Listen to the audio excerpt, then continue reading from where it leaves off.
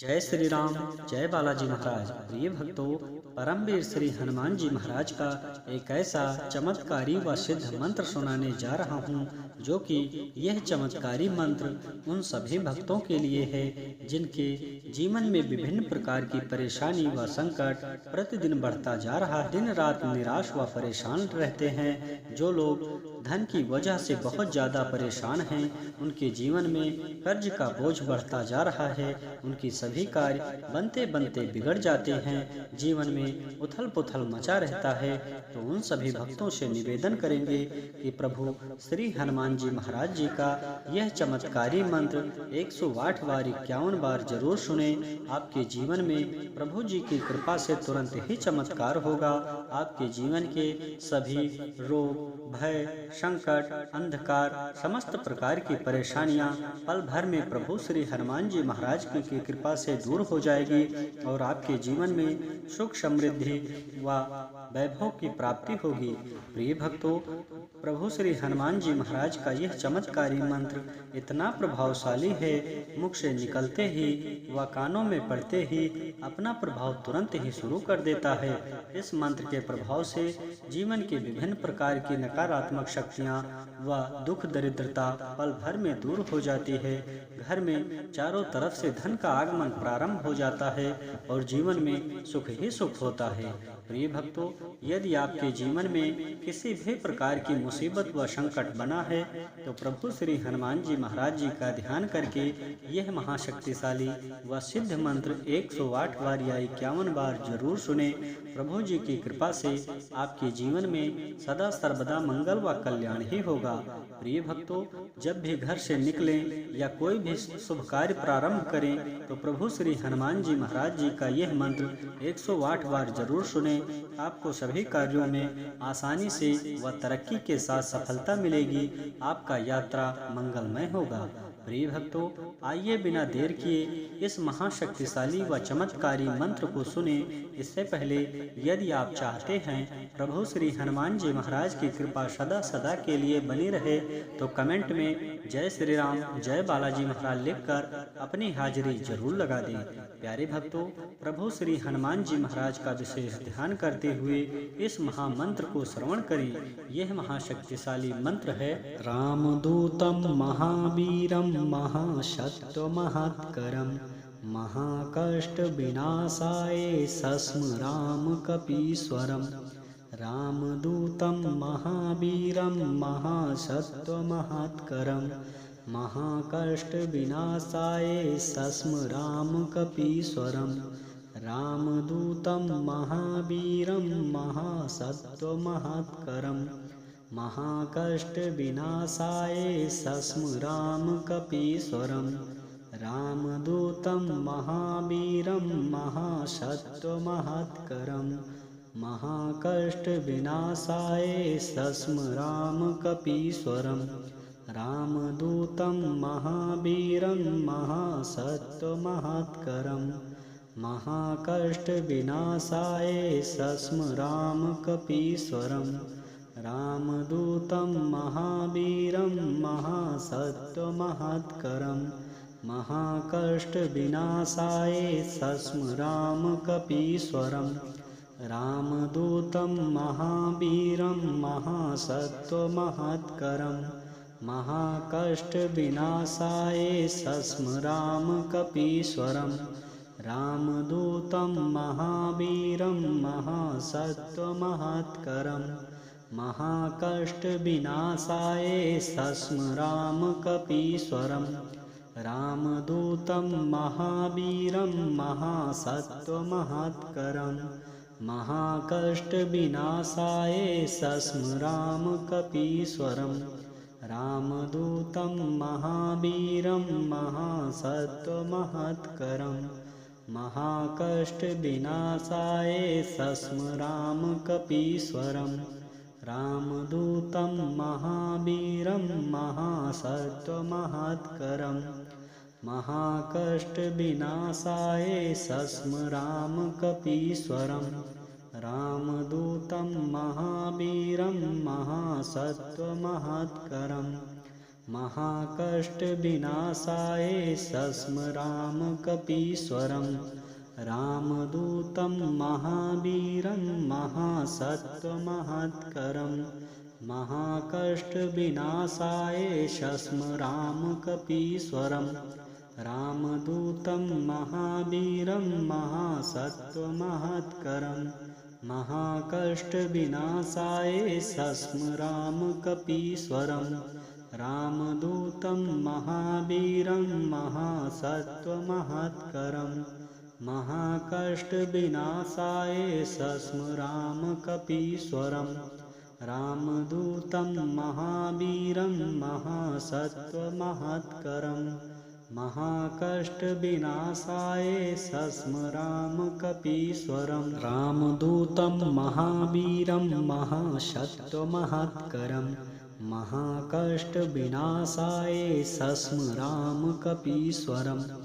रामदूतं महावीरं महासत्त्वमहत्करं महाकष्टविनाशाय सस्म रामकपीश्वरं रामदूतं महावीरं महासत्त्वमहत्करं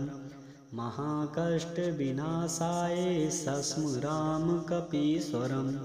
रामदूतं महावीरं महासत्त्वमहत्करं महाकष्टविनाशाय सस्म रामकपीश्वरं रामदूतं महावीरं महासत्त्वमहत्करं महाकष्टविनाशाय सस्म रामकपीश्वरं रामदूतं महावीरं महासत्त्वमहत्करं महाकष्टविनाशाय सस्म रामकपीश्वरं रामदूतं महावीरं महासत्त्वमहत्करं महाकष्टविनाशाय सस्म रामकपीश्वरं रामदूतं महावीरं महासत्त्वमहत्करं महाकष्टविनाशाय सस्म रामकपीश्वरं रामदूतं महावीरं महासत्त्वमहत्करं महाकष्टविनाशाय सस्म रामकपीश्वरं रामदूतं महावीरं महासत्त्वमहत्करं महाकष्टविनाशाय सस्म रामकपीश्वरं रामदूतं महावीरं महासत्त्वमहत्करं महाकष्टविनाशाय सस्म रामकपीश्वरं रामदूतं महावीरं महासत्त्वमहत्करं महाकष्टविनाशाय सस्म रामकपीश्वरं रामदूतं महावीरं महासत्त्वमहत्करं महाकष्टविनाशाय सस्म रामकपीश्वरं रामदूतं महावीरं महासत्त्वमहत्करं महाकष्टविनाशाय सस्म रामकपीश्वरं रामदूतं महावीरं महासत्त्वमहत्करं महाकष्टविनाशाय सस्म रामकपीश्वरं रामदूतं महावीरं महासत्त्वमहत्करं महाकष्टविनाशाय सस्म रामकपीश्वरं रामदूतं महावीरं महासत्त्वमहत्करं महाकष्टविनाशाय सस्म रामकपीश्वरं रामदूतं महावीरं महासत्त्वमहत्करं महाकष्टविनाशाय सस्म रामकपीश्वरं रामदूतं महावीरं महासत्त्वमहत्करं महाकष्टविनाशाय सस्म रामकपीश्वरं रामदूतं महावीरं महासत्त्वमहत्करं महाकष्टविनाशाय सस्म रामकपीश्वरं रामदूतं महावीरं महासत्त्वमहत्करं महाकष्टविनाशाय सस्म रामकपीश्वरं रामदूतं महावीरं महासत्त्वमहत्करं महाकष्टविनाशाय सस्मरामकपीश्वरं रामदूतं महावीरं महासत्त्वमहत्करं महाकष्टविनाशाय सस्मरामकपीश्वरं रामदूतं महावीरं महासत्त्वमहत्करं महाकष्टविनाशाय सस्मरामकपीश्वरं रामदूतं महावीरं महासत्त्वमहत्करं महाकष्टविनाशाय सस्मरामकपीश्वरं रामदूतं महावीरं महासत्त्वमहत्करं महाकष्टविनाशाय सस्मरामकपीश्वरं रामदूतं महावीरं महासत्त्वमहत्करं महाकष्टविनाशाय सस्मरामकपीश्वरं रामदूतं महावीरं महासत्त्वमहत्करं महाकष्टविनाशाय सस्मरामकपीश्वरं रामदूतं महावीरं महासत्त्वमहत्करं महाकष्टविनाशाय सस्मरामकपीश्वरं रामदूतं महावीरं महासत्त्वमहत्करं महाकष्टविनाशाय सस्मरामकपीश्वरं रामदूतं महावीरं महासत्त्वमहत्करं महाकष्टविनाशाय सस्मरामकपीश्वरं रामदूतं महावीरं महासत्त्वमहत्करं महाकष्टविनाशाय सस्मरामकपीश्वरं रामदूतं महावीरं महासत्त्वमहत्करं महाकष्टविनाशाय सस्मरामकपीश्वरं रामदूतं महावीरं महासत्त्वमहत्करं महाकष्टविनाशाय सस्मरामकपीश्वरं रामदूतं महावीरं महासत्त्वमहत्करं महाकष्टविनाशाय सस्मरामकपीश्वरं रामदूतं महावीरं महासत्त्वमहत्करं महाकष्टविनाशाय सस्मरामकपीश्वरं रामदूतं महावीरं महासत्त्वमहत्करं महाकष्टविनाशाय सस्मरामकपीश्वरं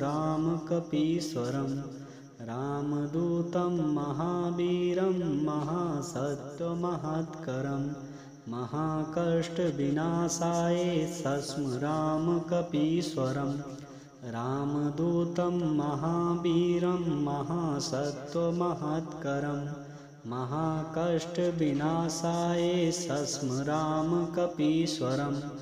रामदूतं महावीरं महासत्त्वमहत्करं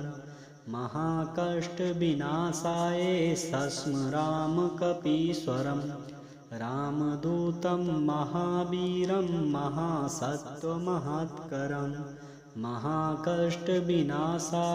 सस्मरामकपीश्वरं रामदूतं महावीरं महासत्त्वमहत्करं महाकष्टविनाशाय सस्मरामकपीश्वरं रामदूतं महावीरं महासत्त्वमहत्करं महाकष्टविनाशाय सस्मरामकपीश्वरं रामदूतं महावीरं महासत्त्वमहत्करं महाकष्टविनाशाय सस्मरामकपीश्वरं रामदूतं महावीरं महासत्त्वमहत्करं महाकष्टविनाशाय सस्मरामकपीश्वरं रामदूतं महावीरं महासत्त्वमहत्करं महाकष्टविनाशाय सस्मरामकपीश्वरं रामदूतं महावीरं महासत्त्वमहत्करं महाकष्टविनाशाय सस्मरामकपीश्वरं रामदूतं महावीरं महासत्त्वमहत्करं महाकष्टविनाशाय सस्मरामकपीश्वरं रामदूतं महावीरं महासत्त्वमहत्करं महाकष्टविनाशाय सस्मरामकपीश्वरं रामदूतं महावीरं महासत्त्वमहत्करं महाकष्टविनाशाय सस्मरामकपीश्वरं रामदूतं महावीरं महासत्त्वमहत्करं महाकष्टविनाशाय सस्मरामकपीश्वरं रामदूतं महावीरं महासत्त्वमहत्करं महाकष्टविनाशाय सस्मरामकपीश्वरं रामदूतं महावीरं महासत्त्वमहत्करं महाकष्टविनाशाय सस्मरामकपीश्वरं रामदूतं महावीरं महासत्त्वमहत्करं महाकष्टविनाशाय सस्मरामकपीश्वरं रामदूतं महावीरं महासत्त्वमहत्करं महाकष्टविनाशाय सस्मरामकपीश्वरं रामदूतं महावीरं महासत्त्वमहत्करं महाकष्टविनाशाय सस्मरामकपीश्वरं रामदूतं महावीरं महासत्त्वमहत्करं महाकष्टविनाशाय सस्मरामकपीश्वरं रामदूतं महावीरं महासत्त्वमहत्करं महाकष्टविनाशाय सस्मरामकपीश्वरं रामदूतं महावीरं महासत्त्वमहत्करं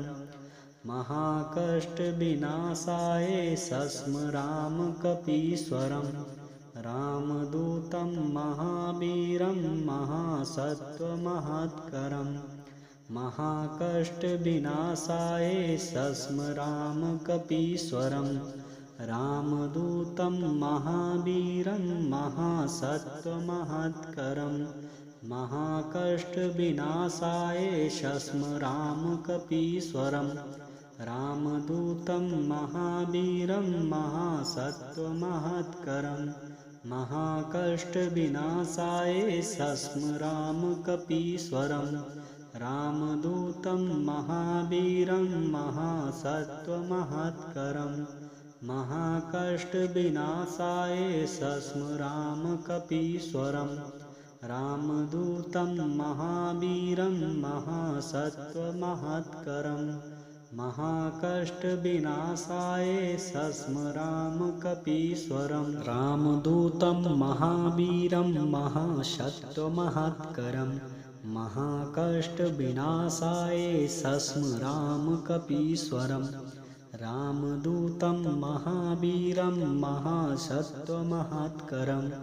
महाकष्टविनाशाय सस्मरामकपीश्वरं रामदूतं महावीरं महासत्त्वमहत्करं महाकष्टविनाशाय सस्मरामकपीश्वरं रामदूतं महावीरं महासत्त्वमहत्करं महाकष्टविनाशाय सस्मरामकपीश्वरं रामदूतं महावीरं महासत्त्वमहत्करं महाकष्टविनाशाय सस्मरामकपीश्वरं रामदूतं महावीरं महासत्त्वमहत्करं महाकष्टविनाशाय सस्मरामकपीश्वरं रामदूतं महावीरं महासत्त्वमहत्करं महाकष्टविनाशाय सस्मरामकपीश्वरं रामदूतं महावीरं महासत्त्वमहत्करं महाकष्टविनाशाय सस्मरामकपीश्वरं रामदूतं महावीरं महासत्त्वमहत्करं महाकष्टविनाशाय सस्मरामकपीश्वरं रामदूतं महावीरं महासत्त्वमहत्करं महाकष्टविनाशाय सस्मरामकपीश्वरं रामदूतं महावीरं महासत्त्वमहत्करं महाकष्टविनाशाय सस्मरामकपीश्वरं रामदूतं महावीरं महासत्त्वमहत्करं महाकष्टविनाशाय सस्मरामकपीश्वरं रामदूतं महावीरं महासत्त्वमहत्करं महाकष्टविनाशाय सस्मरामकपीश्वरं रामदूतं महावीरं महासत्त्वमहत्करं महाकष्टविनाशाय सस्मरामकपीश्वरं रामदूतं महावीरं महासत्त्वमहत्करं महाकष्टविनाशाय सस्मरामकपीश्वरं रामदूतं महावीरं महासत्त्वमहत्करं महाकष्टविनाशाय सस्मरामकपीश्वरं रामदूतं महावीरं महासत्त्वमहत्करं महाकष्टविनाशाय सस्मरामकपीश्वरं रामदूतं महावीरं महासत्त्वमहत्करं महाकष्टविनाशाय सस्मरामकपीश्वरं रामदूतं महावीरं महासत्त्वमहत्करं महाकष्टविनाशाय सस्मरामकपीश्वरं रामदूतं महावीरं महासत्त्वमहत्करं महाकष्टविनाशाय सस्मरामकपीश्वरं रामदूतं महावीरं महासत्त्वमहत्करं महाकष्टविनाशाय सस्मरामकपीश्वरं रामदूतं महावीरं महासत्त्वमहत्करं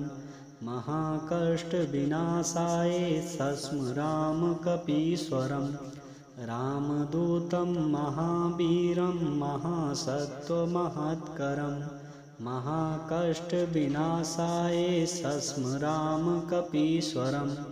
रामदूतं महावीरं महासत्त्वमहत्करं महाकष्टविनाशाय सस्मरामकपीश्वरं रामदूतं महावीरं महासत्त्वमहत्करं महाकष्टविनाशाय सस्मरामकपीश्वरं रामदूतं महावीरं महासत्त्वमहत्करं महाकष्टविनाशाय सस्मरामकपीश्वरं रामदूतं महावीरं महासत्त्वमहत्करं महाकष्टविनाशाय सस्मरामकपीश्वरं रामदूतं महावीरं महासत्त्वमहत्करं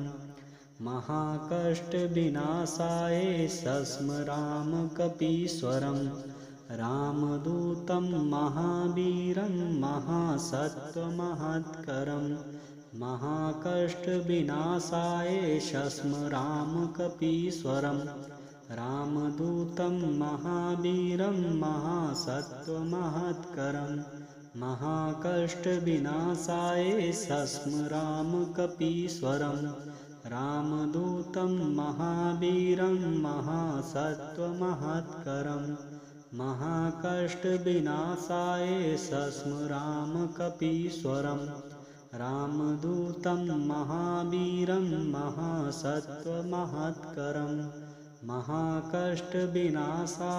सस्मरामकपीश्वरं रामदूतं महावीरं महासत्त्वमहत्करं महाकष्टविनाशाय सस्मरामकपीश्वरं रामदूतं महावीरं महासत्त्वमहत्करं महाकष्टविनाशाय सस्मरामकपीश्वरं रामदूतं महावीरं महासत्त्वमहत्करं महाकष्टविनाशाय सस्मरामकपीश्वरं रामदूतं महावीरं महासत्त्वमहत्करं महाकष्टविनाशाय सस्मरामकपीश्वरं रामदूतं महावीरं महासत्त्वमहत्करं महाकष्टविनाशाय सस्मरामकपीश्वरं रामदूतं महावीरं महासत्त्वमहत्करं महाकष्टविनाशाय सस्मरामकपीश्वरं रामदूतं महावीरं महासत्त्वमहत्करं महाकष्टविनाशाय सस्मरामकपीश्वरं रामदूतं महावीरं महासत्त्वमहत्करं महाकष्टविनाशाय सस्मरामकपीश्वरं रामदूतं महावीरं महासत्त्वमहत्करं महाकष्टविनाशाय सस्मरामकपीश्वरं रामदूतं महावीरं महासत्त्वमहत्करं महाकष्टविनाशाय सस्मरामकपीश्वरं रामदूतं महावीरं महासत्त्वमहत्करं महाकष्टविनाशाय सस्मरामकपीश्वरं रामदूतं महावीरं महासत्त्वमहत्करं महाकष्टविनाशाय सस्मरामकपीश्वरं रामदूतं महावीरं महासत्त्वमहत्करं महाकष्टविनाशाय सस्मरामकपीश्वरं रामदूतं महावीरं महासत्त्वमहत्करं महाकष्टविनाशाय सस्मरामकपीश्वरं रामदूतं महावीरं महासत्त्वमहत्करं महाकष्टविनाशाय सस्मरामकपीश्वरं रामदूतं महावीरं महासत्त्वमहत्करं महाकष्टविनाशाय सस्मरामकपीश्वरं रामदूतं महावीरं महासत्त्वमहत्करं महाकष्टविनाशाय सस्मरामकपीश्वरं रामदूतं महावीरं महासत्त्वमहत्करं महाकष्टविनाशाय सस्मरामकपीश्वरं रामदूतं महावीरं महासत्त्वमहत्करं महाकष्टविनाशाय सस्मरामकपीश्वरं रामदूतं महावीरं महासत्त्वमहत्करं महाकष्टविनाशाय सस्मरामकपीश्वरं रामदूतं महावीरं महासत्त्वमहत्करं महाकष्टविनाशाय सस्मरामकपीश्वरं रामदूतं महावीरं महासत्त्वमहत्करं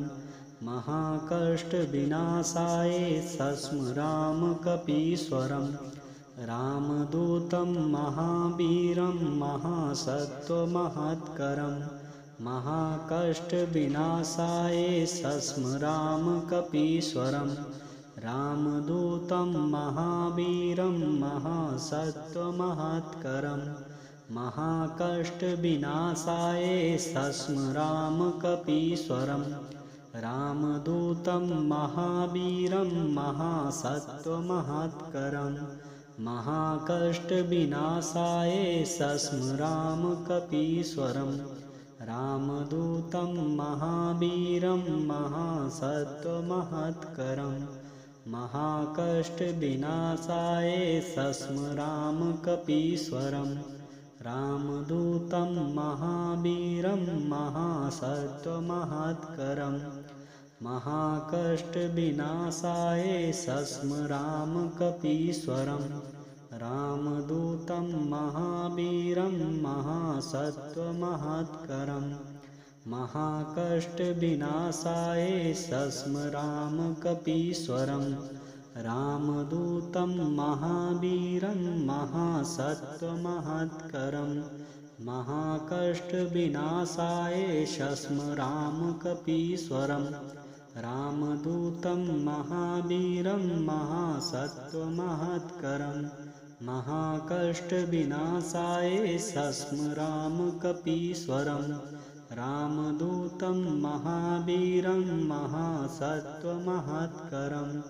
महाकष्टविनाशाय सस्म रामकपीश्वरं रामदूतं महावीरं महासत्त्वमहत्करं महाकष्टविनाशाय सस्म रामकपीश्वरं रामदूतं महावीरं महासत्त्वमहत्करं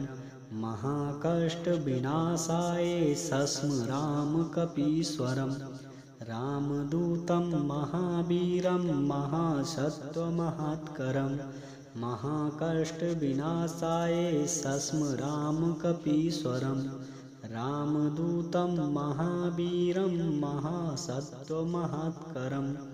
महाकष्टविनाशाय सस्म रामकपीश्वरं